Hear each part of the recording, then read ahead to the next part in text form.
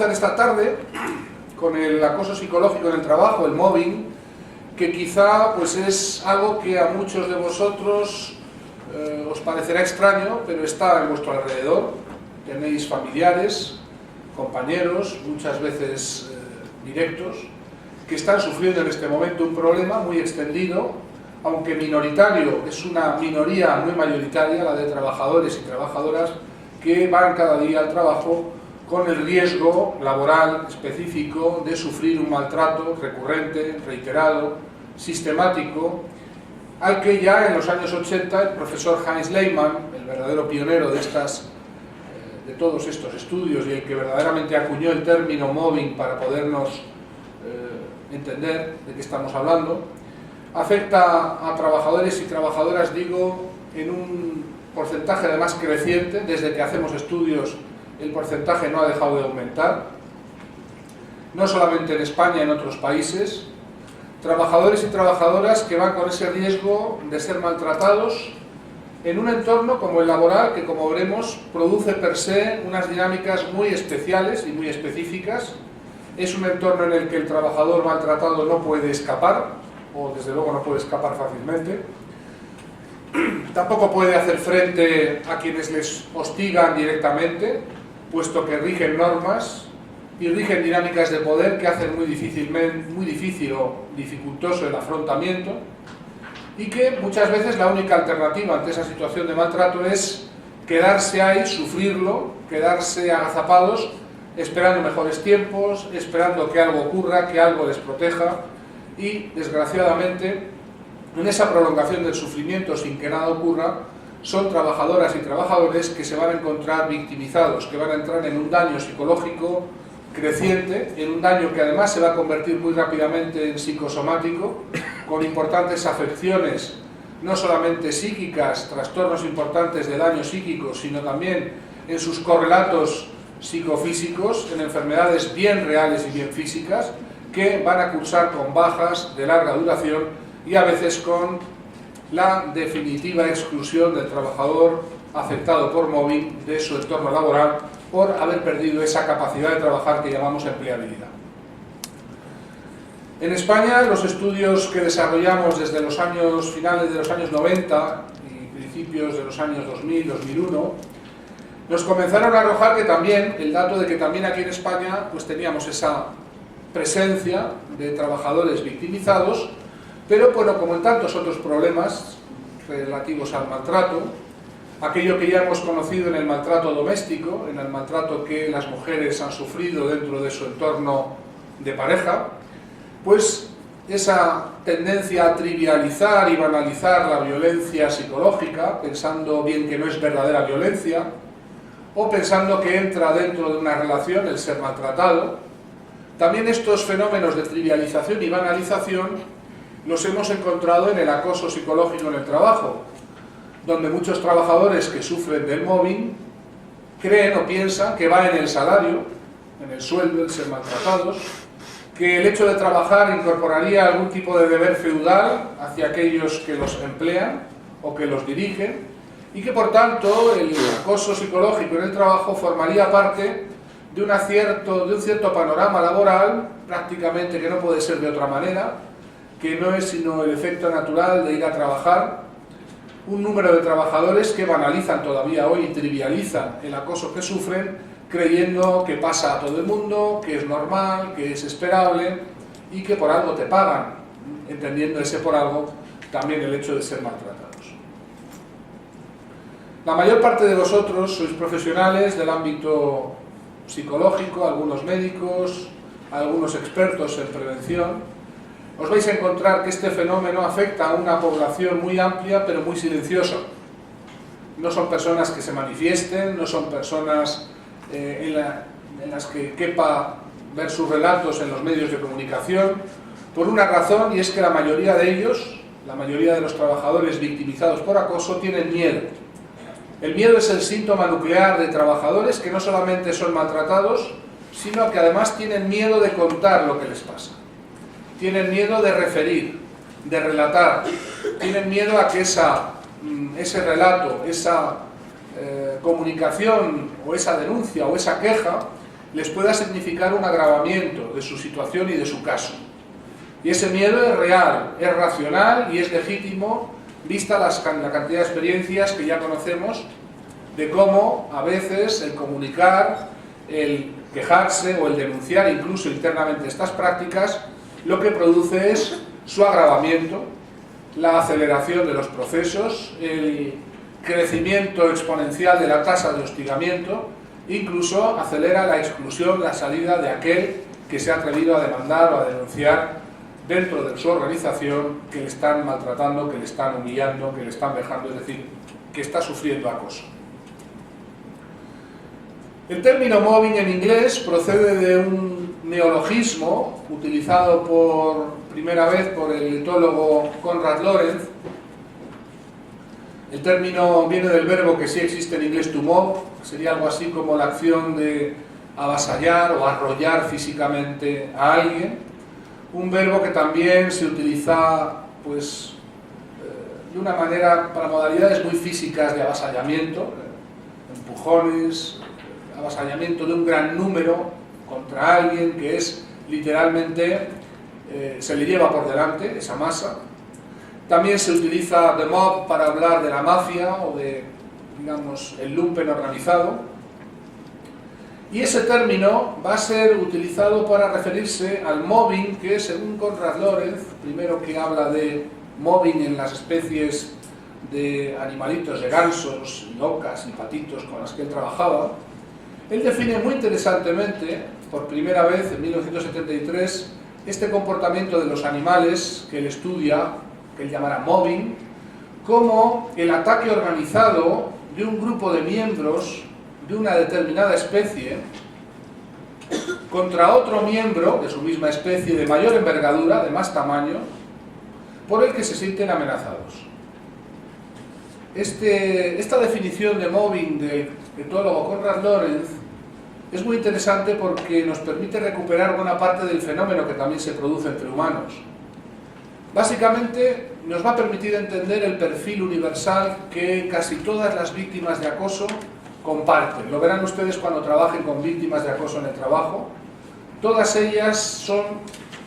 o se han convertido en personas que por alguna razón se han vuelto amenazantes para alguien o para algunos. No es que vayan amenazando a nadie, no es que se dediquen a amenazar o a coaccionar incluso verbalmente a nadie, sino que su mera presencia, el hecho de estar en ese lugar de trabajo, el hecho de ser como son, el hecho de funcionar laboralmente como funcionan, eso es lo que desencadena una reacción, como diría Konrad Lorenz, de otros individuos de la misma especie, más débiles, diríamos, no tan valiosos a veces, pero que se coaligan y se concitan para atacar, hostigar y expulsar a ese miembro que se ha convertido por esa diferencia, por esa característica en amenazante para el resto del grupo. Desde que comenzamos a investigar los fenómenos de acoso, nos encontramos que, aunque el acoso psicológico en el trabajo del mobbing comience siendo una labor de alguien, de un instigador que decide en algún momento ir a por la víctima, ir a eliminarla, muy rápidamente los comportamientos de acoso se van externalizando, se van contagiando, se van agregando nuevos miembros a esto que llamaremos, y lo veremos después, el gang de acoso, haciendo que la mayoría de los casos, por decir el 100% de los casos de mobbing, si bien principian siendo situaciones de uno contra uno, todos ellos terminan casi siempre en situaciones de unanimidad persecutoria, en situaciones de todos contra uno. Ese todos contra uno, lo verán ustedes, es lo que vuelve a la víctima de este problema impotente, es lo que hace generarse en ella este síntoma que hablaremos, que comentaremos abundantemente en estas próximas horas, la famosa indefensión aprendida, esta unanimidad persecutoria, la vivencia de que todos, casi sin excepción, se vuelven contra la víctima de acoso, es lo que la deja con prácticamente ninguna posibilidad de enfrentar individualmente esta situación, y es la que además establece un deber de garante de la organización y, por supuesto, del Estado, en la medida en que las leyes también deben refrendar la protección de este tipo de víctimas, debido fundamentalmente a que es prácticamente imposible hacer frente individualmente a las dinámicas que el mobbing genera, especialmente con el paso del tiempo. El acoso psicológico en el trabajo se convierte, para quien lo sufre, en uno de los peores problemas, quizá el peor, a veces yo lo he dicho así, que pueda atravesar un ser humano a lo largo de su vida. Es muy difícil trasladaros la importancia y la vivencia terrible, a no ser que hayáis sufrido acoso en vuestras carnes, o hayáis tenido pacientes, o hayáis tenido familiares directos. Es muy difícil hacerse cargo de la vivencia de abandono, de daño psíquico profundo, de daño postraumático. Hablaremos del estrés postraumático, característica casi habitual entre las víctimas de mobbing. Es muy difícil trasladar estas vivencias, y también es muy difícil que los profesionales que normalmente atienden otros problemas, incluso otros problemas de victimización, se hagan cargo de las características tan específicas que tiene este problema. Estos profesionales, y me dirijo a un auditorio de profesionales de estas características, psicólogos, psicoterapeutas, que vais a tener que enfrentaros a personas dañadas, afectadas por el acoso en el trabajo, profesionales que, digo, incurren muy frecuentemente por desconocimiento, por un gran desconocimiento, por un gran y muy extendido desconocimiento, en una victimización secundaria de estos trabajadores victimizados ya, por quienes les maltratan, siendo a su vez victimizados en segundo término por aquellos que, debiendo ser parte de la solución, se convierten en parte del problema, imputando a la propia víctima el ser causante de sus propios males, desarrollando tratamientos de un corte tácitamente culpabilizador, donde lo que se pretende es de la víctima que confiese los errores, las torpezas, el mal hacer que, entre comillas, hubiera causado el que otros la estén machacando, maltratando, destruyendo en el trabajo. Profesionales que confunden la sintomatología tan abundante del estrés postraumático con otros cuadros, y de una mala diagnosis se deriva un mal tratamiento, un tratamiento incorrecto. Y finalmente, profesionales que en lugar de convertirse en factores de salida, se convierten a veces en factores de cronificación, de incomprensión y de ignorancia de las verdaderas salidas que pueden tener estos trabajadores victimizados por el acoso. Quiero hacer desde esta tarde un llamamiento a todos vosotros, cuando os encontréis con problemas de acoso, que realicéis lo primero una evaluación sistemática del daño por acoso, de la intensidad de las conductas de acoso, herramientas que existen, vamos a comentarlas aquí, a vuestra disposición para realizar buenos diagnósticos y para no confundir el acoso con otras posibles situaciones. Veremos ahora la diagnosis diferencial que hay que realizar, muy importante, esencial, y en esa diagnosis diferencial es importante identificar que ante todo estamos ante una víctima, no estamos ante un problema psicológico interno, no estamos ante un trastorno de la personalidad, estamos ante personas completamente normales, por lo demás, que a base de sufrir un maltrato psicológico reiterativo, sistemático, habitual en su trabajo, van enfermando, van quedando dañadas, van quedando, por supuesto, sin capacidad de trabajar o con esta muy mermada, y por tanto tenemos que enfocar desde el principio el trabajo psicológico, psicoterapéutico con las víctimas de mobbing como un trabajo dentro de la victimología y de la rehabilitación de víctimas. No estamos ante trabajadores indolentes, perezosos, vagos, malvados, con mala intención. Estamos frecuentemente con todo lo contrario, trabajadores frecuentemente brillantes, frecuentemente felicitados en sus puestos de trabajo, con trayectorias impecables, con reconocimientos y premios internos, pero que eso sí, muchas veces este carácter favorecedor de las futuras víctimas les granjea precisamente el ser o haberse convertido en amenazantes para otros, generalmente mucho más mediocres, que se sienten amenazados por el buen hacer, por la trayectoria brillante, incluso fulgurante, de estas futuras víctimas y se ven compelidos a eliminarlas utilizando todo tipo de maquinaciones y consiguen finalmente eliminarlas de la competición por la promoción o incluso de ese entorno laboral específico donde hasta ahora no habían tenido ningún problema para desempeñarse. Estamos, por tanto, hablando de verdaderas y auténticas víctimas. No es una forma exagerada de hablar. Estamos hablando en los mismos términos que otras víctimas de otras formas de maltrato, como el maltrato doméstico, como la violencia sexual, como la violencia terrorista, la violencia en las guerras, la violencia escolar, que veremos mañana. Estamos ante verdaderas y auténticas víctimas. El hecho de que estén en un entorno laboral en el que la apariencia de libertad que uno tiene de dejar el trabajo daría lugar a no entender cómo alguien, pudiendo marcharse de un trabajo simplemente presentando una dimisión, cómo puede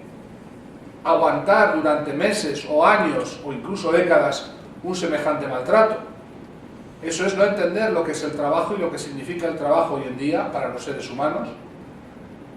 No entender que las víctimas no es fácil y a veces es muy difícil, por no decir imposible, incluso estando dentro de administraciones públicas, pedir traslados, cambiar de lugar, pedir una promoción, una comisión de servicios en otro lado.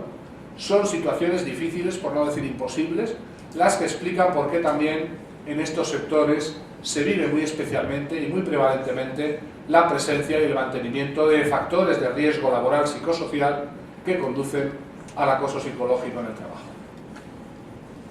Y me diréis, cuando hablamos de mobbing, podemos decir en español acoso psicológico en el trabajo, como prefiráis. En mi opinión, el término acoso moral es muy inadecuado. El calificativo moral en español califica el acto o la acción como positiva, ética, benevolente, y el acoso psicológico, el mobbing, en nada podemos decir que sea algo positivo, benevolente, ni moral. En todo caso, debiéramos decir inmoral. Por tanto, el término que yo prefiero y que se impone cada vez más como denominación en español del término mobbing sería acoso psicológico en el trabajo. No acoso laboral tampoco, puesto que el acoso laboral genéricamente incluiría otras formas de acoso, como puede ser el acoso sexual, que también es acoso laboral, aunque es de tipo sexual. Por tanto, acoso psicológico en el trabajo y acoso sexual, ambos dos son formas de acoso laboral, serían dos modalidades de este acoso laboral. ¿Qué es exactamente el mobbing o acoso psicológico en el trabajo? ¿Estamos hablando de una nueva enfermedad? ¿Estamos en un entorno clínico de terapeutas familiares, de especialistas en la psicoterapia? ¿Estamos hablando de un nuevo cuadro clínico a incluir en la DSM-6 quizá próximamente? ¿Tendremos que hablar de la enfermedad o del trastorno psíquico del mobbing? Para nada es así. Hay que inmediatamente reivindicar la naturaleza del mobbing, del acoso psicológico en el trabajo, no como una enfermedad, no como un trastorno, sino como un riesgo laboral de los que hoy conocemos como psicosociales.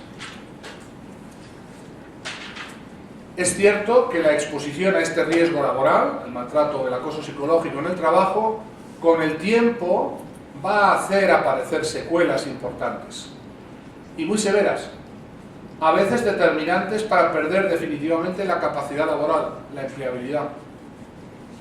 Pero el riesgo laboral en que consiste este maltrato y sus efectos han de ser separados. El mobbing no es una enfermedad, el mobbing es un riesgo laboral psicosocial que, eso sí, si no se previene, si no se protege a sus víctimas, si se mantiene en el tiempo, al cabo de un tiempo, veremos después cuánto tiempo, va a generar secuelas importantes, secuelas decisivas, secuelas que son, en primer término, de tipo psíquico, pero que también muy rápidamente afectan a lo psicofísico, enfermedades que denominamos psicosomáticas, que tienen origen en vivencias internas, vivencias psicológicas, pero manifestaciones en forma de conversión de síntomas y de graves enfermedades al final. Un riesgo laboral que produce enfermedades, que produce trastornos, que produce daño. ¿Qué tipo de daño es el daño más frecuente? Lo vamos a ver en estas horas. La aparición del terrible e inquietante síndrome de estrés postraumático.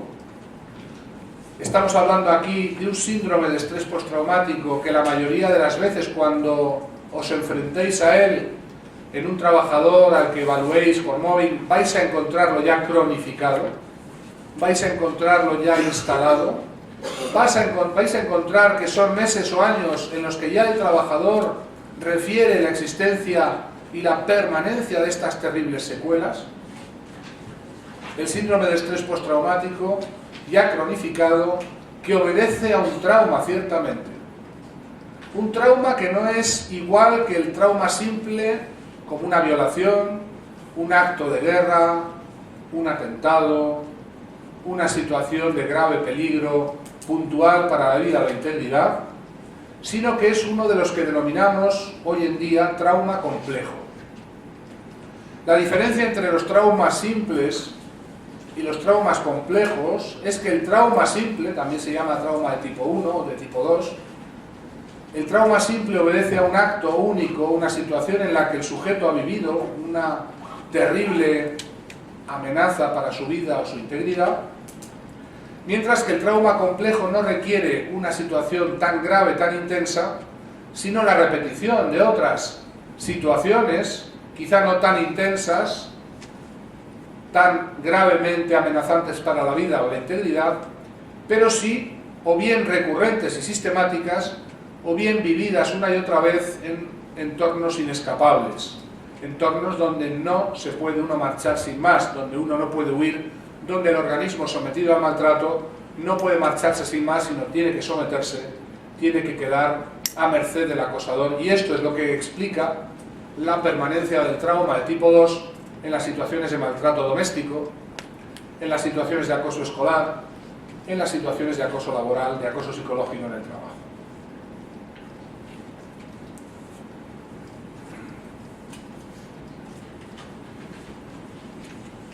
Por tanto, vamos aclarando una serie de aspectos que tenéis en la documentación.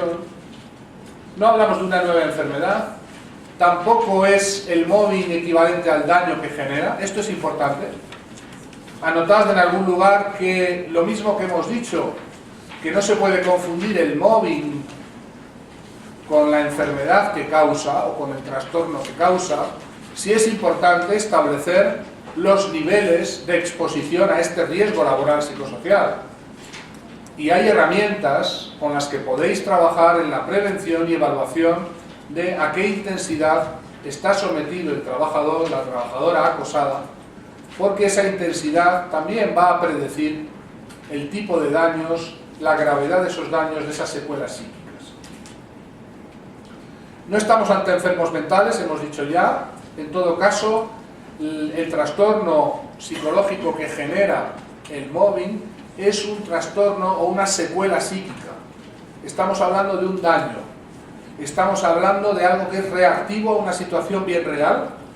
una situación externa, una situación que vive recurrentemente, reiteradamente en un entorno inescapable, la víctima de acoso, y que por tanto va a llevarle poco a poco a una quiebra en su resistencia psíquica. Veréis en los casos que conozcáis poco a poco el tratamiento, la intervención, cómo las personas refieren que el maltrato, el acoso psicológico en el trabajo se parece a la vieja tortura del gota a gota. Es algo que se repite, es algo que aparentemente puede ser anodino, pero precisamente ese carácter anodino, trivial o banal, a base de ser repetitivo, a base de vivirse en un entorno inescapable, se convierte en un verdadero daño, en un trauma de tipo 2. El profesor Lehmann definía el acoso como el encadenamiento de acciones malintencionadas y hostiles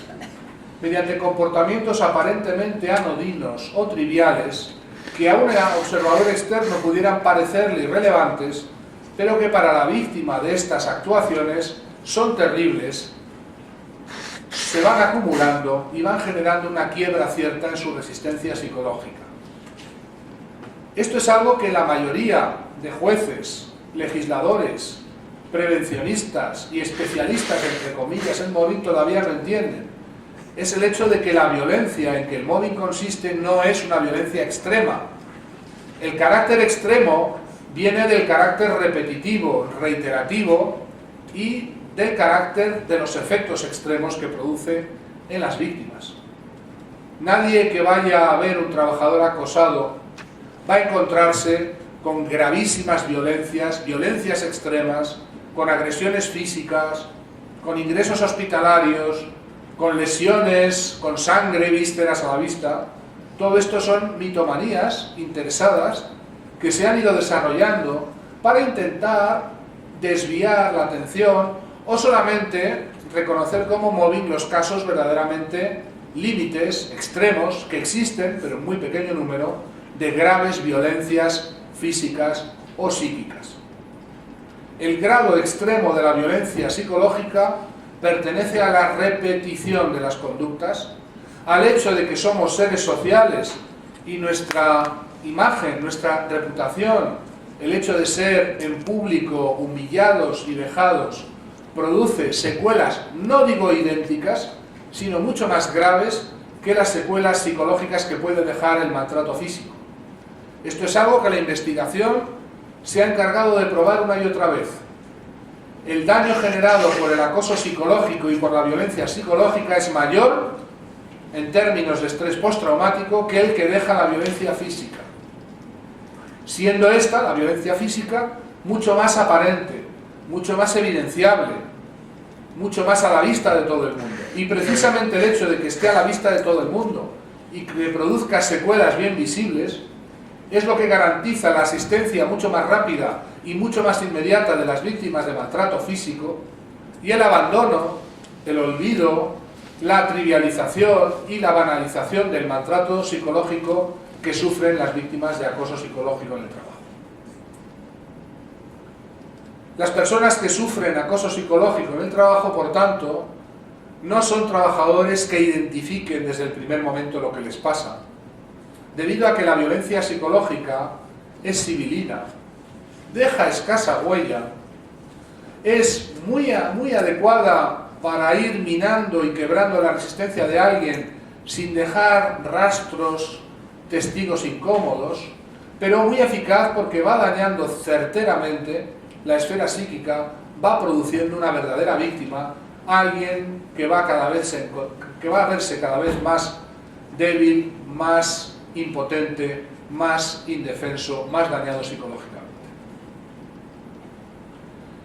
Miren, los trabajadores que sufren acoso en el trabajo tienen miedo a volver al trabajo, incluso tienen terror a volver al trabajo. El profesor Lehmann, cuando tradujo el término mobbing al alemán, utilizó el término psicoterror para referirse al mobbing. Tan importante es la vivencia de pánico, miedo cerval, terror, a volver a un lugar donde se les maltrata, o donde saben que se les va a maltratar. Este miedo es responsable de las frecuentes crisis de pánico, ataques de pánico, o crisis de angustia, como lo prefieran, que sufren las víctimas a la vuelta de unas vacaciones, de un periodo vacacional, de un fin de semana, normalmente septiembre, época de las grandes crisis de pánico, o enero, después de las vacaciones de Navidad. Y esto no es el exponente de una fobia laboral, como algunos pretenden todavía hoy. Yo he visto diagnósticos y todavía hoy veo algunos de vez en cuando, diagnosticando al trabajador como un fóbico laboral, como si el miedo del trabajador fuera a trabajar, del mismo modo que mañana hablaremos cómo a muchos niños acosados se les diagnostica equivocadamente como fóbicos escolares. No es miedo a ir a trabajar, es un miedo justificado que tendría cualquiera de vosotros a ir a un lugar donde saben que se les va a maltratar sin ninguna posibilidad de defenderse y ninguna posibilidad de escaparse. Por tanto, no estamos hablando de una fobia laboral ni de una fobia social. Bien es verdad que poco a poco la víctima de acoso, por efecto del síndrome de estrés postraumático que se instala insidiosamente en ella, va a estar cada vez más introvertida, más retirada, se va a esconder, no va a querer que le vean, que se le vea. El daño psicológico es cada vez más patente y manifiesto, y esa introversión social, ese miedo a ver personas, a encontrarse con la gente, también se termina derivando en bajas laborales, al principio intermitentes, y finalmente bajas que se convierten en de larga duración, con muy pocas o escasas probabilidades, a no ser que medie una terapia, una rehabilitación de la víctima, de volver a incorporarse habiéndose recuperado del daño. Otros equivocan el tiro cuando hablan de estrés o hablan del mobbing como una forma de estrés. El acoso psicológico no es una forma de estrés, y el estrés postraumático tiene de estrés la palabra estrés nada más, pero para nada podemos identificar el estrés que sufre un trabajador, el síndrome de adaptación a algo que en circunstancias normales cualquier ser humano normal podría perfectamente encajar o aclimatarse, a las situaciones de maltrato recurrente y sistemático en que el mobbing consiste. No estamos hablando de estrés. Estamos hablando de un riesgo laboral que es maltrato y que en una persona cualquiera, en cualquiera de ustedes, a medio o incluso en algunos casos a largo plazo, debido a su mayor resistencia, va a producir daños, va a producir severos daños. En una persona normal, el repetido actuar en forma de maltrato, de humillaciones, de vejaciones dentro del entorno laboral produce ineludiblemente daños. No hay personas resistentes al mobbing o a prueba de mobbing. Lo mismo que no hay niños, mañana veremos, ni niñas resistentes al acoso escolar o a prueba de acoso escolar. De ahí que las recomendaciones, mañana veremos, que se hacen a esos niños victimizados de que aprendan a encajar o que aprendan a vivir con el acoso o que aprendan a resistir, son recomendaciones incorrectas y revictimizadoras. Cualquier ser humano, vosotros, yo mismo, sometidos al mobbing, termina quebrándose su resistencia psicológica a más velocidad o a menos velocidad, dependiendo de otros factores de riesgo. El principal de ellos es la intensidad del acoso, el grado de apoyo social, el grado de apoyo familiar, las opciones que tenga la víctima de salir o no salir. Tampoco estamos hablando de trabajadores quemados, el burnout, el síndrome del trabajador quemado, rustido, achicharrado, como lo queráis llamar. No estamos hablando de trabajadores quemados, ni en el estrés ni en el burnout median como causas situaciones de violencia o de maltrato. Y esto es muy importante entenderlo. Los que trabajan en la prevención de riesgos psicosociales a veces meten estos tres grandes riesgos psicosociales en un saco, mezclan las bolas, dependiendo qué momento sacan una u otra, casi intercambiando, diciendo pues que las personas acosadas sufren un tipo de estrés, o que están quemadas por el acoso, o que el acoso les ha llevado a quemarse, o cosas que son verdaderamente barbaridades técnicas y científicas. Son tres problemas diferentes, pero hay que separar muy nítidamente desde el principio de la investigación. En el mobbing, a diferencia de estos otros dos riesgos psicosociales, en el mobbing media una violencia, una agresión, una violencia a veces muy sutil pero real. Por tanto, en el mobbing, a diferencia del estrés o del burnout, estamos ante un proceso de victimización. Y por tanto, en el mobbing estamos ante una víctima de. Veremos de quién o de quiénes. Pero no es un trabajador que se ha quemado simplemente por la incidencia de factores de riesgo psicosocial que están ahí y son iguales para todos. El trabajador acosado sufre una violencia que no es igual para todos, o que es desde luego selectiva, muy selectiva a veces, es designado, es seleccionado como objetivo, como target de una actuación malintencionada y lesiva para él, y no es por tanto un trabajador que se queme o que simplemente tenga el estrés connatural a un puesto de trabajo con muchas demandas y que por tanto estuviéramos ante un trabajador con un déficit de recursos para enfrentar a esas demandas. Ni es estrés, ni es burnout, estamos ante un maltrato psicológico, ante un acoso psicológico en el trabajo. Tampoco estamos ante unos meros trabajadores deprimidos. Bien es verdad que los síntomas depresivos están muy presentes y son casi nucleares dentro del síndrome del estrés postraumático. Veremos con que son frecuentes las ideas pesimistas, la tristeza, la anedonia, el insomnio retrógrado, características que pertenecen a los cuadros depresivos graves. Y esto lleva muy frecuentemente a los psicólogos y psicoterapeutas a diagnosticar muy equivocadamente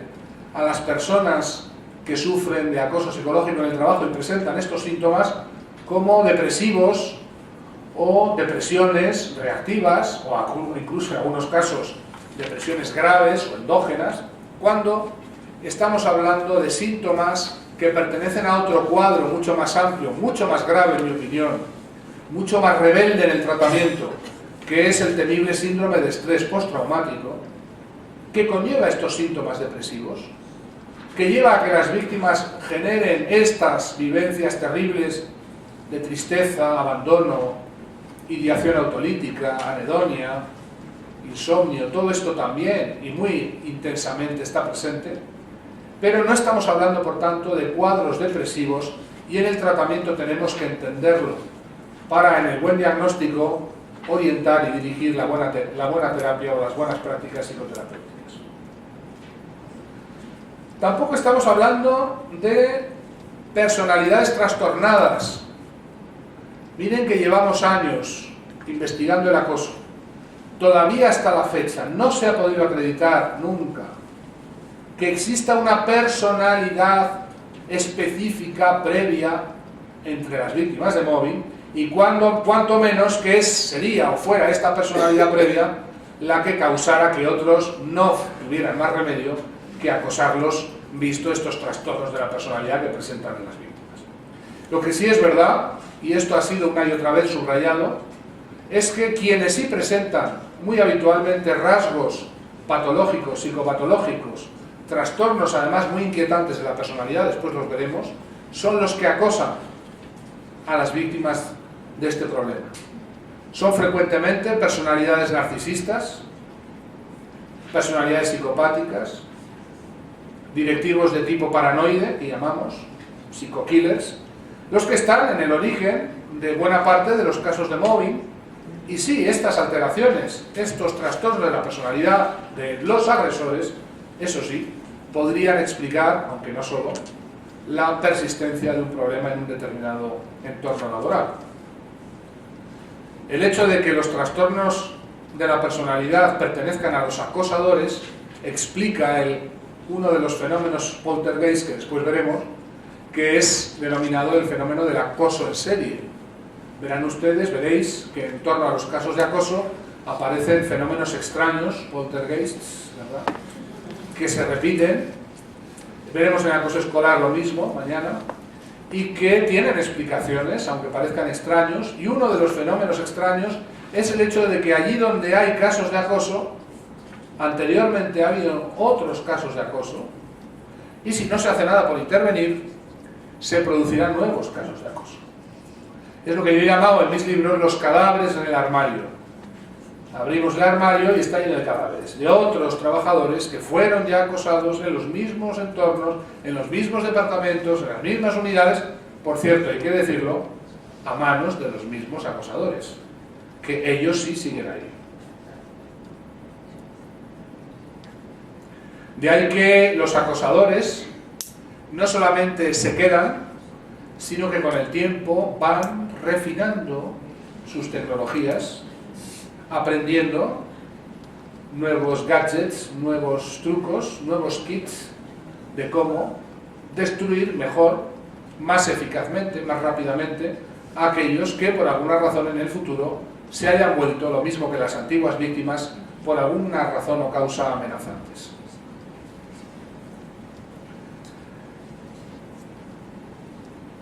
No estamos hablando de personas delirantes, lo que llamamos en psicología la personalidad querulante,